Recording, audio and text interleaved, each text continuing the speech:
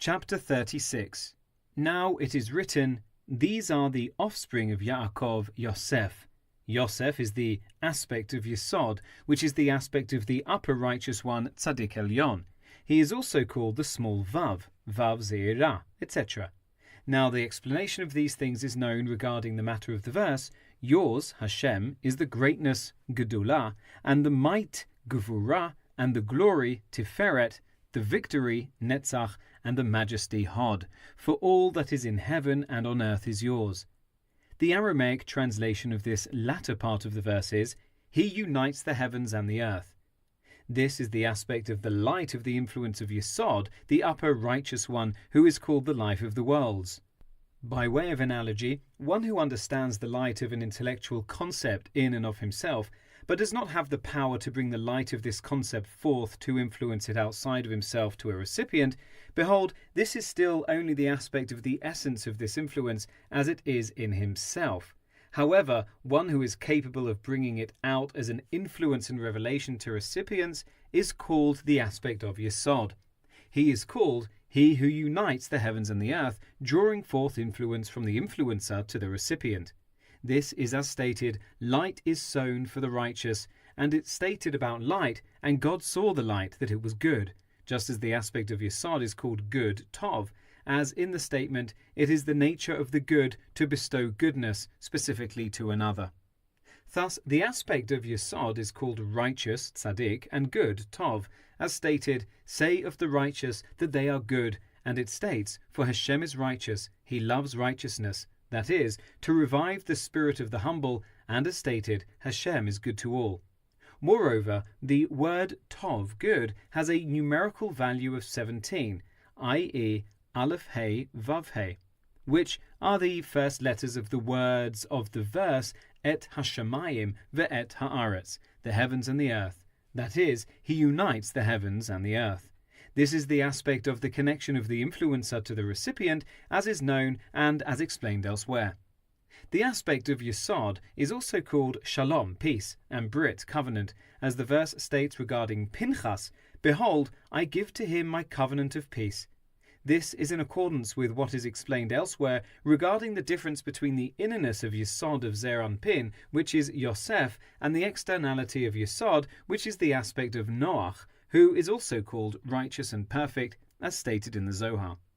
This, then, is the aspect of the small Vav, which is the aspect of the collecting and gathering of the light and influence of the emotional qualities of Yaakov, which were explained above.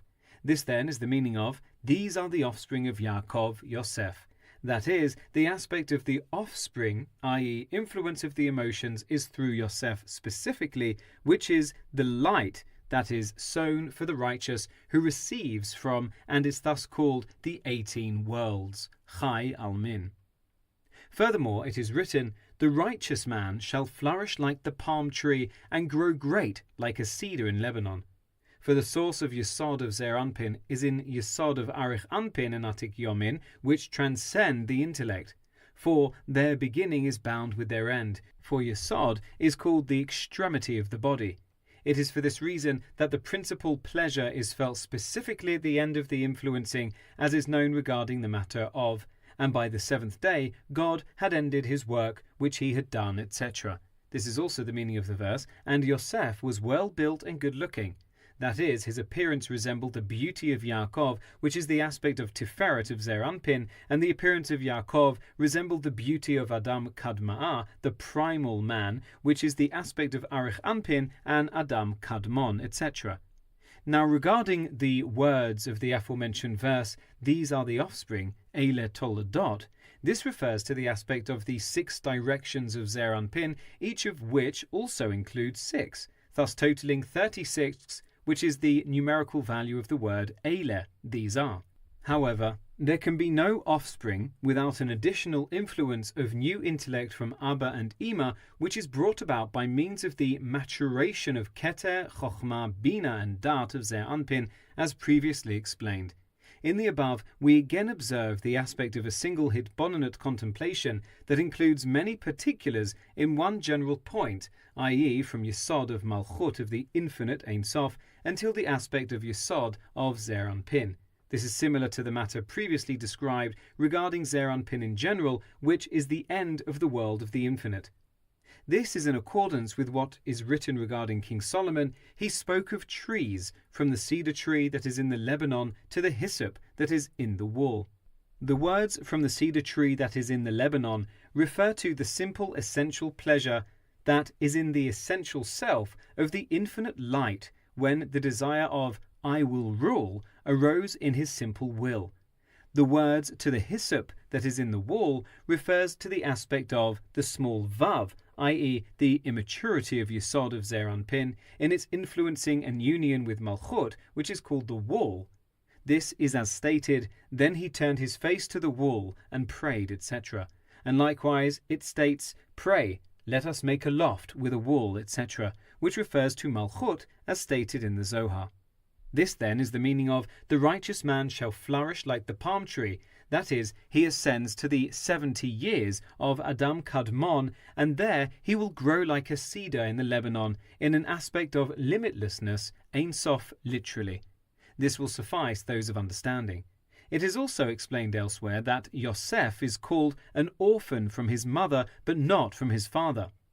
The letters of the word orphan, yatom, form an acronym for the words of the verse, "And Yosef was well built and good looking, yafeh to'av, yafeh mareh."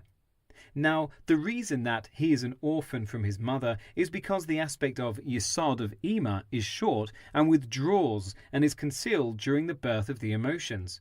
For, as is clearly observable, the intellect withdraws with the arousal of the emotions.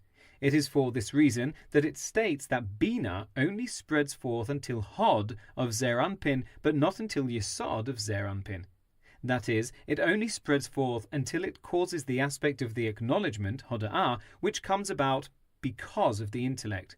However, it does not spread forth until Yesod of Zeir Anpin, which is the aspect of the essential connection of the heart, within which there is a glimmer from the aspect of Yesod of Abba. That is, the aspect of Yesod of Abba is the aspect of the connection to the essential light of the concept prior to its investment within the comprehension. Regarding this it states, "My heart has seen much wisdom," etc., i.e. this is the sight of the intellect within the heart of flesh, in Yesod of Zeir Anpin specifically. It is the aspect of the sublimation which is drawn forth in the breath of the chest and heart, and, as stated in Raya Mehemna, with the eye of the intellect, which is in the heart, one can see everything.